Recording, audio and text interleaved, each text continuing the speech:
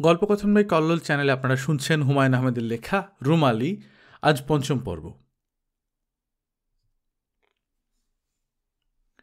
রাজকীয় ব্যাপার। প্রায় শখানেক মানুষ আমাকে ঘিরে দাঁড়িয়ে আছে। আমি হাতলওয়ালা চেয়ারে বসে আছি। আমার মাথার উপর শুটিংয়ের বিশাল রং বেরঙের ছাতা। আমি মেকআপ নিচ্ছি। মেকআপম্যান সুবিরদা আমার মুখে প্যানকেক ঘষছেন। মেকআপের দীর্ঘ প্রক্রিয়ার এই হলো শুরু।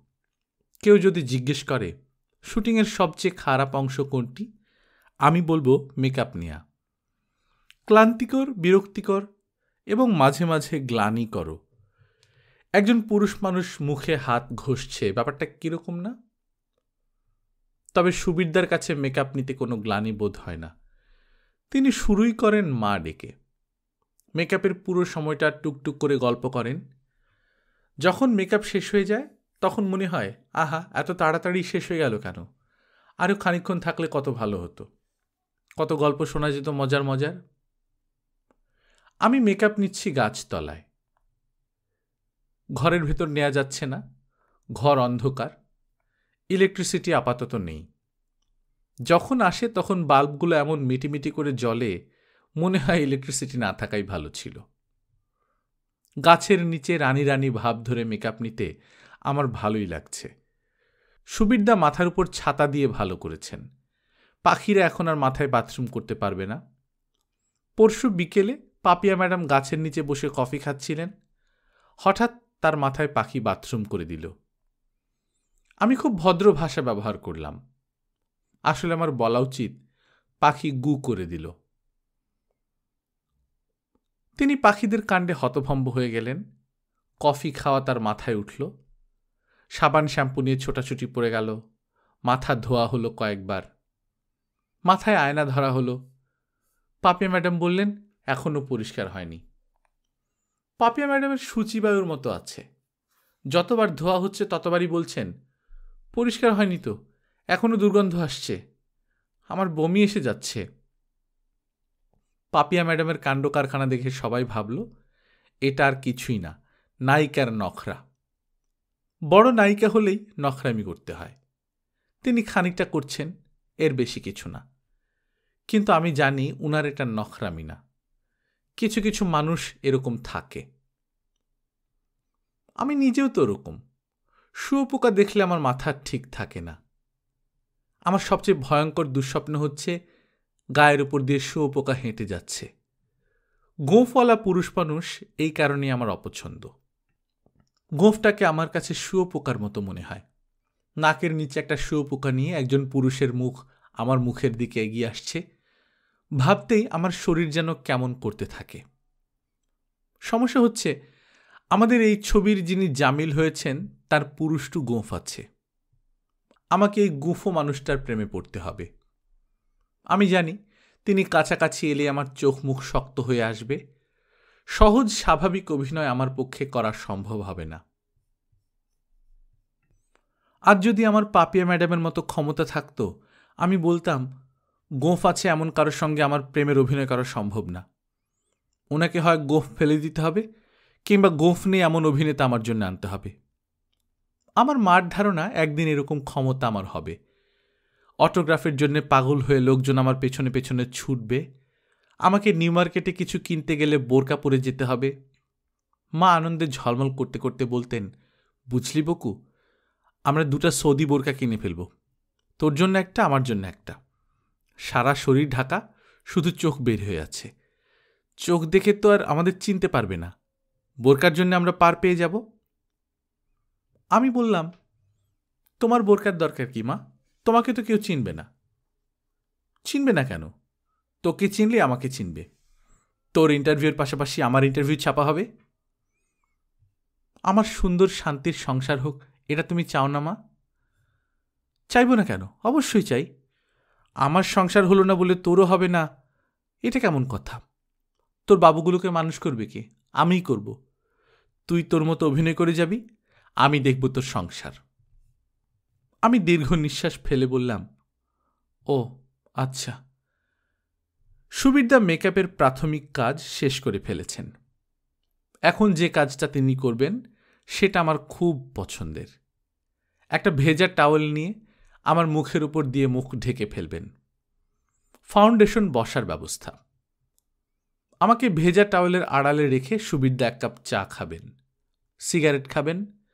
10 মিনিট এইভাবে যাবে, তারপর শুরু হবে ফিনিশিং কাজ। সুবিরদার মেকআপের হাত অসাধারণ।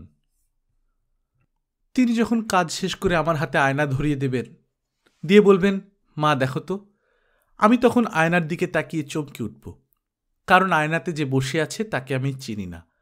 সে অন্য কোনো মেয়ে, পৃথিবীর সব রূপ নিয়ে রাঙা রাজকন্যাদের মতো সে বসে আছে।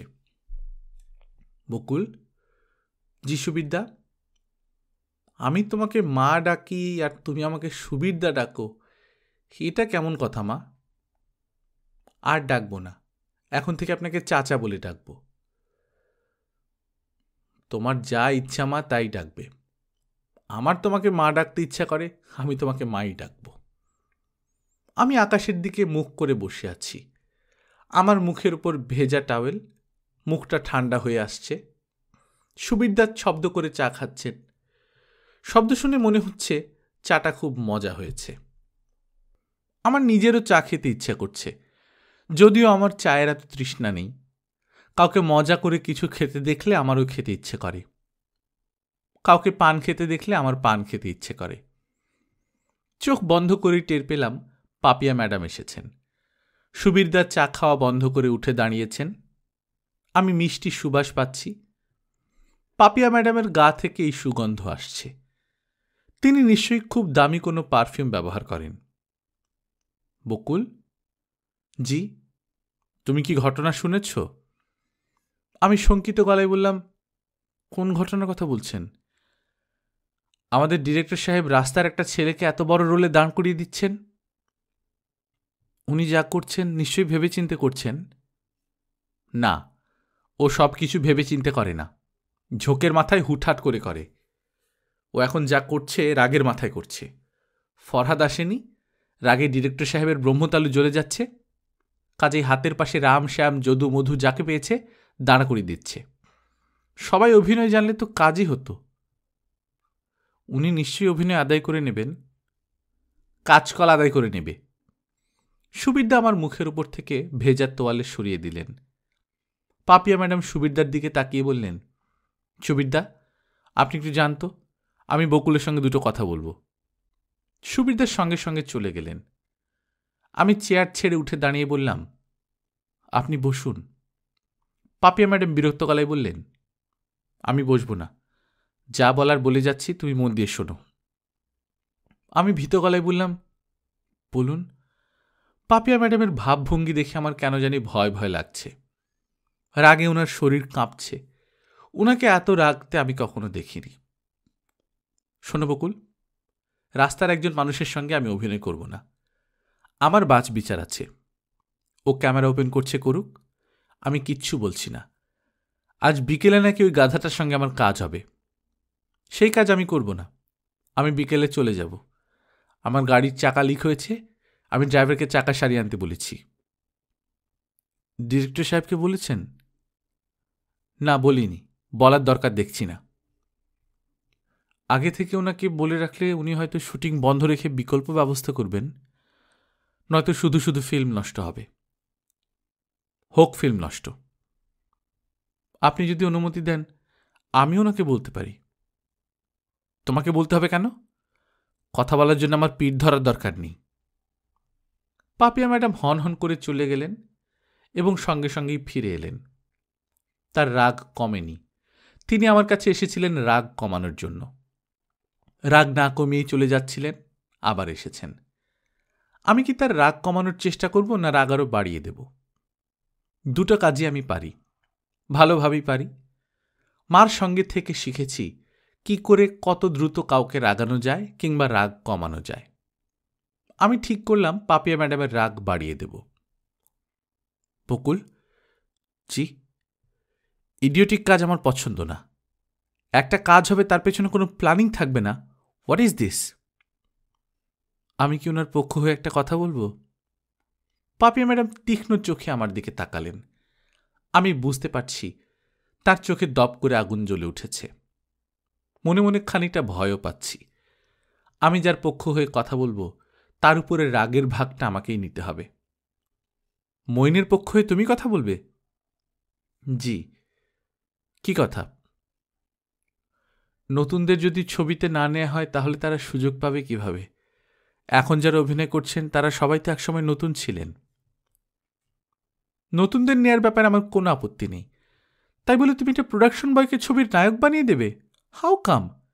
সেলিম বলে যে ছেলেটাকে নেওয়া হয়েছে, তুমি কি জানো সে একজন প্রোডাকশন বয়? ও, সেদিন পর্যন্ত ফুড ফরমাস কেটেছে, আমাকে চা এনে দিয়েছে, তার সঙ্গে আমি হঠাৎ করে প্রেমের ডায়লগ বলবো কি করে? আমরা কেউ রোবট না যে ডিরেক্টর সাহেব যা বলবেন তাই করে যাব। অভিনয় পেশা হিসেবে নিয়েছি বলেই অভিনয়ের স্বার্থে আমার বাসার কাজের ছেলেটিকে আমি জড়িয়ে ধরে চুমু খাবো নাকি? আমি অবাক হয়ে একটা ব্যাপার দেখলাম। পাপিয়া ম্যাডামকে আমি রাগাতে চাচ্ছিলাম, এখন দেখি উল্টো তার রাগ পড়ে যাচ্ছে। মাকে দিয়ে সবাইকে বিচার করলে হবে না, এক একজন মানুষ এক এক রকম। সরি বকুল, তোমার অনেক সময় নষ্ট করলাম। তুমি মেকআপ শেষ করো, আমি যাচ্ছি। আপনার মেয়েকে লেখা চিঠি কি পোস্ট করা হয়েছে? হ্যাঁ হয়েছে। ওর নাম কি? ওর ডাকনাম খুব ইন্টারেস্টিং, এক অক্ষরের নাম, নি। আমি ইচ্ছে করে রেখেছি যেন আর কেউ এই নাম রাখতে না পারে। আমি চাচ্ছি যেন পৃথিবীর কেউ আমার মেয়ের নামে তার নাম না রাখে। নি নাম রাখবে বলে আর কেউ মনে হয় না। পাপিয়া ম্যাডাম শান্ত গলায় বললেন, এই পৃথিবীর প্রতিটি মানুষ যেমন আলাদা, তাদের নামও সেরকম আলাদা হওয়া উচিত। এত নাম পাওয়া তো মুশকিল। কোনো মুশকিল না, ইচ্ছা থাকলেই হয়। কম্পিউটারে সব নাম ঢোকানো থাকবে, কেউ তার ছেলে মেয়ের নাম রাখার আগে কম্পিউটার সার্চের ব্যবস্থা করবে। আমি অবাক হয়ে লক্ষ্য করলাম পাপিয়া ম্যাডামের চোখে মুখে রাগ বিরক্তি কিছুই নেই, শান্ত একটা মা মা ভাব।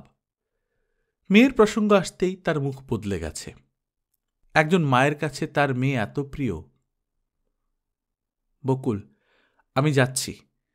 ডিরেক্টর সাহেবের নতুন অভিনেতার শট নেবার সময় আমি উপস্থিত থাকব, দেখব নতুন অভিনেতার কাণ্ড কারখানা। ম্যাডাম চলে গেলেন। সুবিদ্যা আবার মেকআপ শুরু করেছেন। আর কতক্ষণ লাগবে কে জানে। আমি চাচ্ছি দ্রুত শেষ হোক। সেলিম ভাইয়ের প্রথম শটের সময় আমি উপস্থিত থাকতে চাই। সেলিম ভাইয়ের শট নেওয়া হচ্ছে, তার জীবনের প্রথম শট। কে জানে, হয়তোবা শেষ শটও। তিনি যেমন নার্ভাস, ডিরেক্টর সাহেবও নার্ভাস। আমি পাপিয়া ম্যাডামের সঙ্গে ঝাঁকড়া পাতাওয়ালা একটা গাছের নিচে দাঁড়িয়ে আছি। গাছটা হলো কাঠবাদামের গাছ। আমি একজনকে নাম জিজ্ঞেস করে জেনে নিয়েছি, এই কাঠবাদাম কিন্তু খাওয়া যায় না। পাপিয়া ম্যাডাম মাথায় স্কার্ফ বেঁধে নিয়েছেন যেন মাথায় পাখি গু করতে না পারে। ডিরেক্টর সাহেবও গাছের নিচেই আছেন। এতক্ষণ ছিলেন না, এইমাত্র এসেছেন। আমাদের দিকে তাকিয়ে বললেন, কি খবর? আমাকে বললেন না পাপিয়া ম্যাডামকে বললেন বোঝা যাচ্ছে না, মনে হয় কাউকেই না। জিজ্ঞেস করার জন্যই জিজ্ঞেস করা। প্রচণ্ড টেনশনে তার ভুবন ছোট হয়ে গেছে। তিনি হাত ইশারা করে সেলিম ভাইকে ডাকলেন। সেলিম ভাইকে একটা কথা জিজ্ঞাসা করতে হবে, এই কাঠবাদামের বাদাম খাওয়া যায় না কেন? এই বাদাম গাছটার পাতা এমন ঘন যে সূর্যের আলোর ছিটে ফোটাও নিচে আসছে না। পিনপিন শব্দে মশা উঠছে, খুব ছোট ছোট মশা, চোখে দেখা যায় না এমন। ছোট হলেও এরা কামড়াতে ওস্তাদ। কামড় দেবার সঙ্গে সঙ্গে জায়গাটা ফুলে যায়। আমি একটু শঙ্কিত বোধ করছি। মশার কামড়ের ভয়ে শঙ্কিত না। মশা যদি কামড় দেয় তাহলে মুখে ফুলে উঠবে, ক্যামেরায় তা ধরা পড়বে, ডিসকন্টিনিউটি হয়ে যাবে। দেখা যাবে একই দৃশ্যে একবার থুতনির কাজটা মশার কামড়ে ফুলে আছে, আর একবার ফুলে নেই। সেলিম ভাইকে দেখে মায়া লাগছে। মনে হচ্ছে উনি পুরোপুরি দিশা হারিয়ে ফেলেছেন। নৌকায় করে শান্ত হ্রদ পার হবার চেষ্টা করছিলেন। হঠাৎ তাকে ধাক্কা দিয়ে হ্রদে ফেলে দিয়ে নৌকা উধাও হয়ে গেছে। ভদ্রলোক সাঁতার জানেন না, তারপরেও প্রাণপণে চেষ্টা করছেন ভেসে থাকতে। ভেসে থাকার চেষ্টা করছেন ঠিকই, কিন্তু মনে মনে ভাবছেন ভেসে থাকার দরকারটা কি, ডুবে গেলেই হয়। সেলিম ভাইয়ের গেট আপ খুব ভালো হয়েছে। জিন্সের প্যান্ট, প্যান্টের উপরে স্ট্রাইপ দেয়া হাফ হাওয়াই শার্ট, শার্টে বেমানান সাইজের দুটো প্রকাণ্ড পকেট, পকেট ভর্তি জিনিসপত্র, কাঁধে ক্যামেরার ব্যাগ, পায়ে কাপড়ের জুতা, কোমরে চামড়ার বেল্টে একটা হালকা নীল রঙের ফেস টাওয়েল গুজে দেওয়া হয়েছে। তার চুলগুলিকে কিছু একটা করা হয়েছে, ফুলে ফেঁপে আছে। প্রাম করা হয়েছে কি? সুবিরদাকে জিজ্ঞেস করতে হবে। চুলের এই কায়দাটার দরকার ছিল। সুবিরদা আরেকটা খুব ভালো কাজ করেছেন। সেলিম ভাইয়ের গালে নীলচে আভা নিয়ে এসেছেন। যারা মুখ ভর্তি ঘন দাড়ি তারা শেভ করলে মুখে নীলচে আভা দেখা যায়। পুরুষের ফর্সা মুখ থেকে নীলচে জ্যোতি বের হয়ে আসছে, এই দৃশ্যটা আমার খুব ভালো লাগে। ডিরেক্টর সাহেব সেলিম ভাইয়ের সঙ্গে কথা বলছেন, দৃশ্য বুঝিয়ে দেবেন। বুঝিয়ে দেবার এই কাজটি ভদ্রলোক ভালো করেন। শুধু ভালো না, খুব ভালো। মুগ্ধ হয়ে শুনতে হয়। ডিরেক্টর সাহেব গম্ভীর গলায় বললেন, কেমন আছো সেলিম? চিপ ভালো স্যার। চিপ ভালো স্যার এমন মিনমিন করে বলছো কেন? শক্ত করে বলো, এমনভাবে বলো যেন ইউনিটের সবাই শুনতে পায়। জি স্যার ভালো। এবার আগের চেয়েও নিচু গলায়। হয়নি, আরও ফোর্সফুলি বলতে হবে। তুমি এক কাজ করো, মাইক্রোফোনটা হাতে নিয়ে বলো, জি স্যার ভালো। তিনি সেলিম ভাইয়ের হাতে ডিরেক্টরের হ্যান্ড মাইক্রোফোন ধরিয়ে দিলেন। সেলিম, বটগাছটার দিকে তাকাও। বটগাছে কয়টা হরিয়েল পাখি বসে আছে দেখতে পাচ্ছ? তুমি হ্যান্ড মাইক্রোফোনটা পাখিদের দিকে তাক করে বলবে, জি স্যার ভালো। তোমার কথা শুনে যদি একটা পাখিও আকাশে ওড়ে তাহলে তুমি পাস। সেলিম ভাই বটগাছের দিকে হ্যান্ড মাইক তাক করলেন। উপস্থিত সবার মধ্যে চাপা কৌতূহল এবং উত্তেজনা ছড়িয়ে পড়ল। সবাই আগ্রহ নিয়ে বটগাছের দিকে তাকিয়ে আছে, পাখি উড়বে কি উড়বে না। সেলিম ভাই তার বাক্য শেষ করতেই একসঙ্গে 4টা পাখি গাছ ছেড়ে আকাশে উড়ে গেল। আমরা সবাই হাততালি দিতে শুরু করলাম। শুধু পাপিয়া ম্যাডাম হাততালি দিচ্ছেন না। তার হাতে কফির মগ। তিনি কফিতে চুমুক দিয়ে আমার দিকে তাকিয়ে বললেন, একটা ব্যাপার লক্ষ্য করেছ বকুল? আমাদের ডিরেক্টর সাহেব মানুষ হিসেবে কিন্তু অসম্ভব শার্প। তিনি কি সহজ উপায়ে এই ছেলেটার ইনহিবিশন কাটিয়ে দিয়েছেন দেখলে? এখন সে পুরোপুরি ফ্রি, ভালো অভিনয় করবে। আমি কিছু বললাম না। আমি কান পেতে আছি ডিরেক্টর সাহেব দৃশ্যটা কিভাবে বোঝান তা শুনবার জন্যে। সেলিম, দৃশ্যটা তোমাকে বুঝিয়ে দিচ্ছি, মন দিয়ে শোনো। তুমি কে তাকে তুমি জানো? সেলিম ভাই প্রায় বিড়বিড় করে বললেন, আমি একজন ফটোগ্রাফার। দেশের বাইরেই জীবনের বেশিরভাগ সময় কেটেছে। এখন কিছুদিনের জন্য দেশে এসেছি, আবার চলে যাব। That's right. তুমি দিলু নিশাতের ফ্যামিলির সঙ্গে সুসং দুর্গাপুরে বেড়াতে এসেছ। এই পরিবারটির সঙ্গে তোমার তেমন কোনো পরিচয় নেই। তারাই তোমাকে নিমন্ত্রণ করে নিয়ে এসেছে। কেন বলো তো? না, লজ্জার কিছু নেই, বলো। তারা চাচ্ছে এই পরিবারের বড় মেয়েটিকে আমি যেন পছন্দ করি। Very good. বড় মেয়েটি কে? আমাদের পাপিয়া ম্যাডাম। That's right. পছন্দ করলে তারা মেয়েটিকে বিয়ে দিতে পারেন। নিশাতের স্বামী রোড অ্যাক্সিডেন্টে মারা গেছে, তাদের ছোট্ট একটা বাচ্চা আছে। নিশাত যদি অতীত ভুলে গিয়ে আবার বিয়ে করে তাহলে তার জীবন আবার নতুন করে শুরু হতে পারে। সেই শুরুটা আমেরিকার মতো বিশাল দেশে হয় বাঞ্ছনীয়, বুঝতে পারছ? জি স্যার। তুমি একজন ফটোগ্রাফার, সামান্য কোনো ফটোগ্রাফার না। তুমি আমেরিকার মতো দেশের নামকরা ফটোগ্রাফার। তোমার তোলা ছবি দিয়ে 2টা ফটোগ্রাফির বই প্রকাশিত হয়েছে। একজন লেখক এবং একজন ফটোগ্রাফারের মধ্যে পার্থক্য কি জানো? জি না। একজন লেখক সৌন্দর্য আবিষ্কার করেন এবং সেই সৌন্দর্য ব্যাখ্যা করেন। একজন ফটোগ্রাফারও সৌন্দর্য আবিষ্কার করেন কিন্তু ব্যাখ্যা করেন না, ক্যামেরায় বন্দি করে ফেলবার চেষ্টা করেন। বেশিরভাগ সময় তারা তা পারেন না, কারণ সৌন্দর্য ক্যামেরায় কখনো বন্দি করা যায় না। ফটোগ্রাফাররা এই তথ্য জানেন না বলেই ক্রমাগত ছবি তুলে তুলে একসময় হতাশাগ্রস্ত হয়ে পড়েন। একজন লেখক বা কবি কখনো হতাশাগ্রস্ত হন না, কারণ তারা কখনো সৌন্দর্য বন্দি করতে চান না। তাদের আগ্রহ ব্যাখ্যায়। আমার বক্তৃতা কেমন লাগছে? সেলিম ভাই কিছু বলার আগেই পাপিয়া ম্যাডাম বললেন, তোমার বক্তৃতা খুব ভালো হচ্ছে। I am impressed. ডিরেক্টর সাহেব গম্ভীর গলায় বললেন, শোনো পাপিয়া, ইচ্ছে করলে আমি যে কোনো বিশ্ববিদ্যালয়ের নন্দন তত্ত্বের শিক্ষক হতে পারতাম, পৃথিবীর সেরা 5 জন ডিরেক্টরের একজন হতে পারতাম, ঔপন্যাসিক হতে পারতাম, কবিও হতে পারতাম। কিন্তু শেষ পর্যন্ত কি হয়েছি? হাতির লাদ, হাতের বিশাল বড় বিষ্ঠা। সাইজে যত বড়ই হোক, শিট ইজ শিট। আচ্ছা ঠিক আছে, সেলিম এসো, মূল দৃশ্যটি তোমাকে বুঝিয়ে দিই, কাছে এসো। সেলিম ভাই কাছে এগিয়ে গেলেন। ডিরেক্টর সাহেব তার বাঁ হাতটা তুলে দিলেন সেলিম ভাইয়ের কাঁধে। হাত কাঁধে তুলে দিয়ে তিনি আসলে নিঃশব্দে বলার চেষ্টা করছেন, ভয় পেও না, আমি আছি তোমার সঙ্গে। আমি তোমাকে যেভাবে খেলাবো তুমি সেইভাবে খেলবে, আর কিচ্ছু লাগবে না।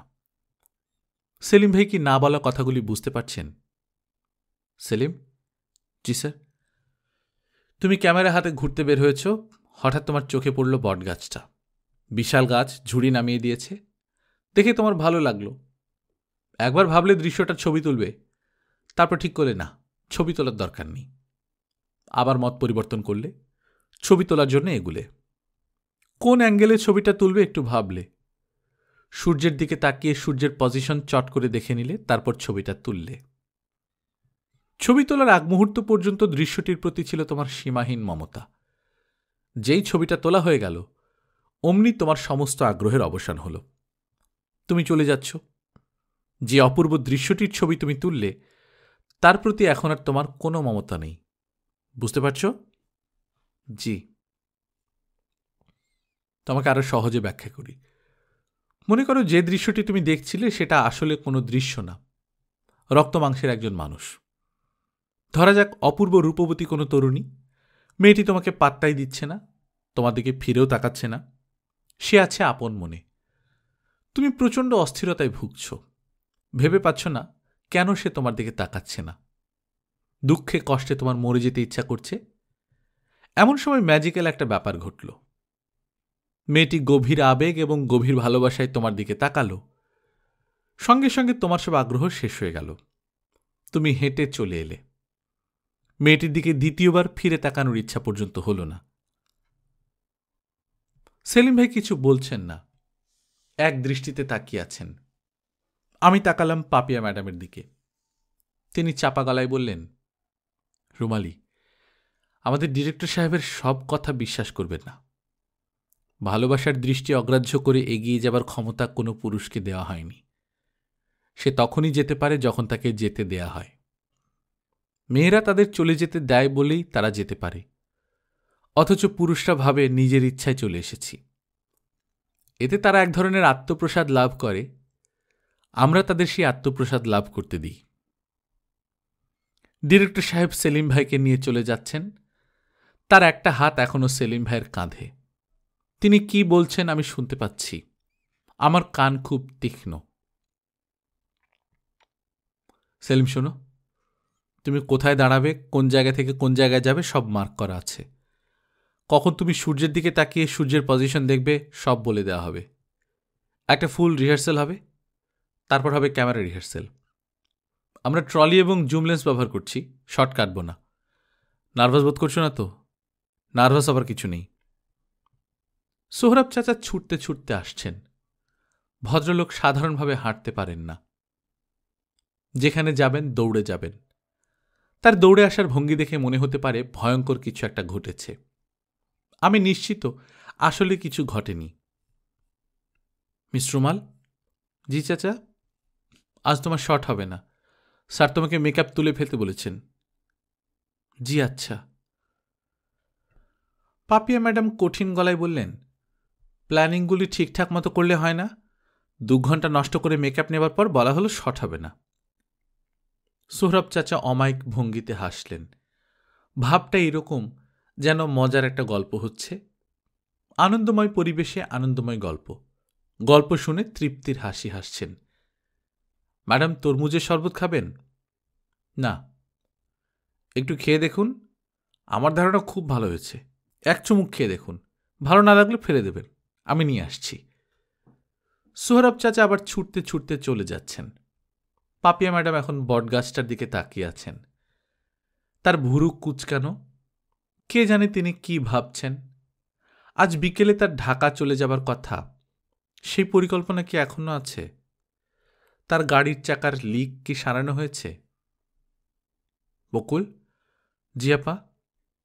তোমার মাকে দেখছি না কেন? তুমি আছো অথচ তোমার মা নেই, এটা তো ভাবা যায় না। মার শরীর ভালো না, শুয়ে আছেন।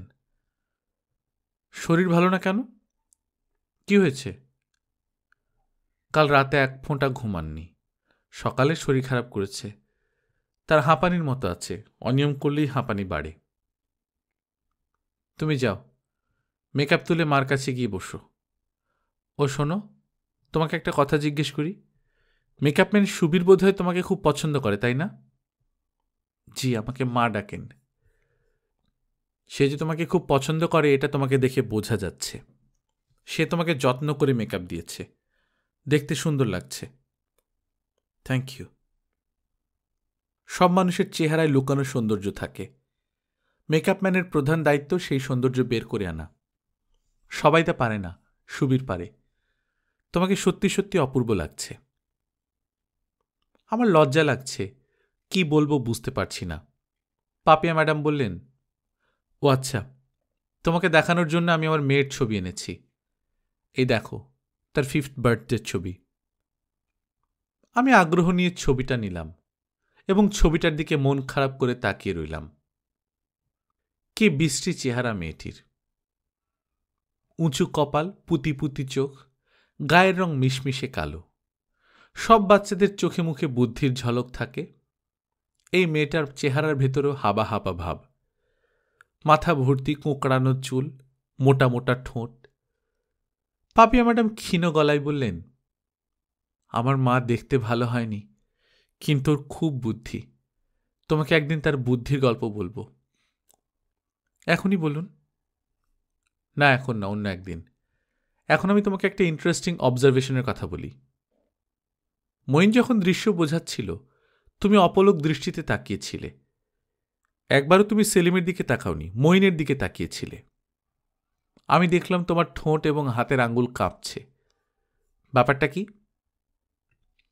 আমি চুপ করে আছি। পাপে ম্যাডাম বললেন, ঠিক করে বলো তো, তুমি কি এই মানুষটির প্রেমে পড়েছ? আমি হকচকিয়ে বললাম, জি না, জি না। মাটির দিকে তাকিয়ে জিনা জিনা করছো কেন? আমার দিকে তাকিয়ে কথা বলতে অসুবিধে কোথায়? তাকাও আমার দিকে। আমি তাকালাম এবং দীর্ঘ সময় দুজন দুজনের দিকে তাকিয়ে রইলাম।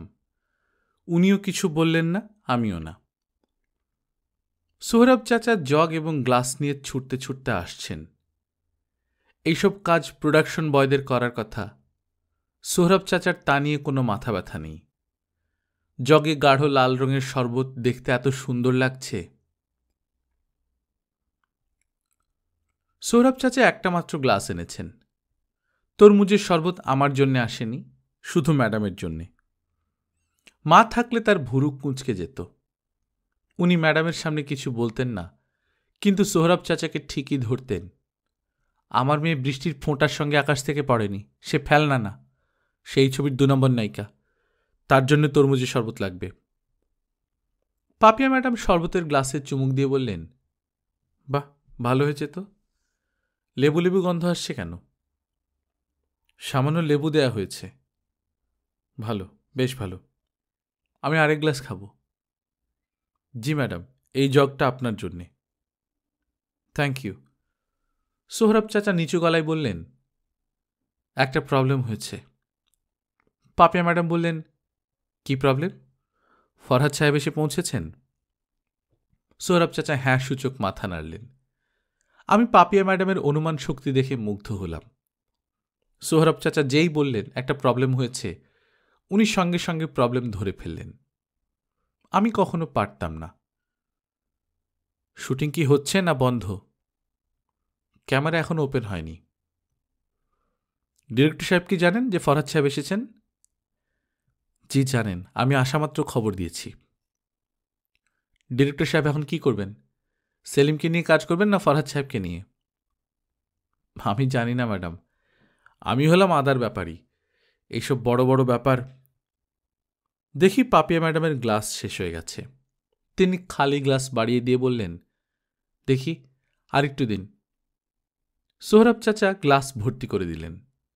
ম্যাডাম শান্ত গলায় বললেন, আমি আর খাবো না, জগের শরবত অন্য কাউকে দিয়ে দিন। জি আচ্ছা। ম্যাডাম গ্লাস হাতে এগিয়ে যাচ্ছেন। একটু আগে যে মগ দিয়ে কফি খাচ্ছিলেন সেই মগটা এখন গাছের নিচে পড়ে আছে, সেই দিকে ফিরেও তাকালেন না। মগটা খুব সুন্দর, নিশ্চয়ই বিদেশ থেকে আনানো। ধবধবে সাদা মগে টকটকে লাল অক্ষরে লেখা কিসমি। আমি মগটা তুলে সোহরাব চাচার দিকে বাড়িয়ে দিয়ে বললাম, চাচা একটু শরবত দিয়ে মগটা ধুয়ে আমাকে দিন তো, আমার খুব লোভ লাগছে। তোমার খাওয়ার দরকার নেই। দরকার নেই কেন? এটা প্লেন শরবত না, এখানে ভদকা মেশানো আছে। ভদকা মেশানো শরবতই খেয়ে দেখি কেমন লাগে। বেশি না, সামান্য। সৌরভ চাচা বললেন, না। তাকে খুবই চিন্তিত মনে হচ্ছে। ফরহাদ সাহেব হঠাৎ এসে পড়ায় তিনি কি দারুণ চিন্তায় পড়ে গেছেন। এত চিন্তিত হওয়ার মতো কি ঘটেছে? মিস রুমাল। জি চাচা। শুধু শুধু গাছের নিচে দাঁড়িয়ে আছো কেন? ঘরে চলে যাও, মেকআপ উঠিয়ে বিশ্রাম করো। তোমার মা তোমার খোঁজ করছিলেন। তার জ্বর তো ভালো বেড়েছে, 103। মাথায় পানি দিয়ে জ্বর কমাতে বলেছি, সিটামল খাওয়ানো হয়েছে। একজন ডাক্তার খবর দিয়েছি, সন্ধ্যাবেলা আসবেন। ভালো। আপনি কাজকর্ম ফেলে আমার সঙ্গে চুপচাপ দাঁড়িয়েছেন কেন? কিছু বলবেন?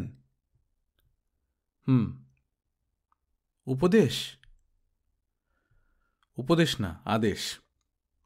তুমি ফরহাদ সাহেবের কাছ থেকে সবসময় 100 হাত দূরে থাকবে। কেন? উনি কি ঘাতক ট্রাক? কেন টেন না, তোমাকে দূরে থাকতে বলেছি, তুমি দূরে থাকবে। আচ্ছা, জামিল আহমেদের ভূমিকায় যিনি অভিনয় করছেন মিজানুর রহমান, ওনার কাছ থেকে কত হাত দূরে থাকব? ওনার কাছ থেকে দূরে থাকার দরকার নেই। উনি রাত দিন মদ খান, এটাই তার একমাত্র দোষ। মদ খাওয়ার দোষটা না থাকলে তাকে ফেরেশতাই বলা যেত। আল্লাহ পাক তার মানুষকে ফেরেশতা বানিয়ে পাঠান না, দোষ ত্রুটি দিয়েই পাঠান। মিজান সাহেবকে নেশারু বানিয়ে পাঠিয়েছেন। একজন মদ খাচ্ছে, সেই দোষও আল্লাহর ঘাড়ে গিয়ে পড়ল। আল্লাহ নেশারু বানিয়ে পাঠিয়েছেন বলে নেশা করছে। আচ্ছা বাবা, যাও, আল্লাহর দোষ না, সে নিজে নিজে হয়েছে। আমি হাই তুলতে তুলতে বললাম, আমাদের ডিরেক্টর সাহেব সম্পর্কে বলুন। ওনার কাছ থেকে কত হাত দূরে থাকতে হবে তা তো বললেন না। মজার ব্যাপার কি জানেন চাচা? ওনার কাছ থেকে কত হাত দূরে থাকতে হবে তা আপনি জানেন, তার ভেতর মন্দ কি আছে তাও আপনি খুব ভালো জানেন। জানলেও আপনি কোনোদিন মুখ ফুটে কাউকে বলতে পারবেন না, কারণ আপনার সেই ক্ষমতা নেই। সোহরাব চাচা বিস্মিত হয়ে বললেন, ব্যাপারটা কি? হড়বড় করে এত কথা বলছো কেন? এত তর্ক কোথায় শিখলে? আমি তর্ক শিখেছি আমার মার কাছে। মা যেই কথাই বলেন আমি তার উল্টোটা বলি, উল্টো যুক্তি দাঁড় করাই। এমনও হয়েছে যে শেষটা এসে হাল ছেড়ে দিয়ে মা কাঁদতে বসেছেন। তাই বলে আমি কথা থামাইনি, আমি আমার কথা বলেই গিয়েছি। আমার হঠাৎ আক্রমণে সোহরাব চাচা হক চকিয়ে গিয়েছেন। কেঁদে ফেলার আগ মুহূর্তে মাকে যেমন দেখায় তাকে এখন তেমনই দেখাচ্ছে। কাজে আমি থামলাম না, আমি আমার কথা বলেই যেতে থাকলাম। সোহরাব চাচা শুনুন, আপনি আমাকে তরমুজের শরবত খেতে দিলেন না, কারণ এখানে ভদকা মেশানো। আপনি পিতৃসুলভ একটা ভাব ধরলেন। আপনাদের ডিরেক্টর সাহেব যদি এখন একটা গ্লাসে এই শরবত ঢেলে আমার দিকে এগিয়ে বলেন, বকুল নাও খাও, আর তখন যদি আপনি সামনে থাকেন, আপনি কি বলতে পারবেন মিস রুমাল শরবত খেও না, এর মধ্যে ভদকা মেশানো আছে? স্যার, এই জাতীয় কথা কখনো বলবেন না। কখনো বলবেন না? না, কখনো বলবেন না। তুমি তাকে কতদিন ধরে দেখছ? এই অল্প কিছুদিন। আমি বৎসরের পর বৎসর তার সঙ্গে কাজ করেছি, আমি তাকে চিনি। আপনার ধারণা তিনি একজন মহাপুরুষ? আমার কাছে অবশ্যই মহাপুরুষ। সৌরভ চাচা শুনুন, মহাপুরুষ টুরুষ কিছু না। উনি একজন প্রতিভাবান মানুষ, তবে নিম্ন শ্রেণীর মানুষ। মাঝে মাঝে খুব নিম্ন শ্রেণীর মানুষও অসাধারণ প্রতিভা নিয়ে জন্মায়। ওনার ক্ষেত্রেও তাই হয়েছে। এসব কি বলছো? সত্যি কথা বলছি। আমার কাছে বলছো ভালো কথা, আর কারো কাছে এই জাতীয় কথা ভুলেও বলো না। বললে কি হবে? ডিরেক্টর সাহেব আমাকে শাস্তি দেবেন? নীল ডাউন করে রাখবেন? কানে ধরে সূর্যের দিকে তাকিয়ে থাকতে হবে? তোমার হয়েছেটা কি বলো তো? আমার খুব খারাপ লাগছে। কেন খারাপ লাগছে? আমি নিঃশ্বাস ফেলে সহজ ভঙ্গিতে প্রায় হাসি হাসি মুখে বললাম, ফরহাদ সাহেব এসে পড়েছেন তো, এই জন্য আমার খারাপ লাগছে। তোমার খারাপ লাগার কি আছে? যেহেতু বিখ্যাত অভিনেতা megastar Galaxy star mister Farhad চলে এসেছেন, সেহেতু সেলিম নামের মানুষটি এখন বাদ পড়ে যাবে। আপনার মহাপুরুষ ডিরেক্টর সাহেবের এত ক্ষমতা নেই যে ফরহাদ সাহেবকে বাদ দিয়ে পথের মানুষকে দিয়ে অভিনয় করাবেন। যদিও ইচ্ছা করলেই তিনি তা পারেন। সেলিম নামের এই পথের ছেলেটিকে মেগাস্টার গ্যালাক্সি স্টার বানানো তার কাছে কোনো ব্যাপারই না। সোহরাব চাচা স্বস্তির নিঃশ্বাস ফেলে বললেন, ও এই ব্যাপার। যেন তার বুক থেকে পাষাণ ভার নেমে গেছে। আমি বললাম, সোহরাব চাচা শুনুন, সেলিম নামের মানুষটাকে উনি বাদ দিয়ে দেবেন। বেচারা এমনিতেই ছোট হয়ে থাকে, এখন আরও ছোট হয়ে আমাদের সঙ্গেই থাকবে, আমাদের সঙ্গেই ঘুরবে। ভাবতেই খারাপ লাগছে। খারাপ লাগার কিছু নেই মা, সবই ভাগ্য। ভাগ্য ব্যাপারটা যে কি তার ছবির লাইনের লোক ছাড়া কেউ বুঝবে না। 200 টাকা শিফটের এক্সট্রা মেয়েকে আমি নিজে কোটিপতি হতে দেখেছি, আবার দেখেছি কোটিপতি থেকে 200 টাকা দামের এক্সট্রা হয়েছে। সবই ভাগ্য। সেলিমের ভাগ্যে যে জিনিস নাই, সে জিনিস তার হবে না। সবই ভাগ্য? অবশ্যই ভাগ্য। তোমার নিজের কথাই ধরো, দিলু চরিত্র তোমার করার কথা ছিল না, অন্য একজনকে সাইনিং মানি দেয়া হয়েছিল। হঠাৎ স্যার একদিন কোন এক ম্যাগাজিনে তোমার ছবি দেখলেন, আমাকে বললেন তোমাকে খবর দেওয়ার জন্যে। আমি খবর দিলাম, স্যারের পছন্দ হলো না, তোমরা চলে গেলে। যেদিন দুর্গাপুর রওনা হব তার একদিন আগে বললেন, বকুল মেয়েটাকে খবর দাও। এটা ভাগ্য না? আমি চুপ করে রইলাম।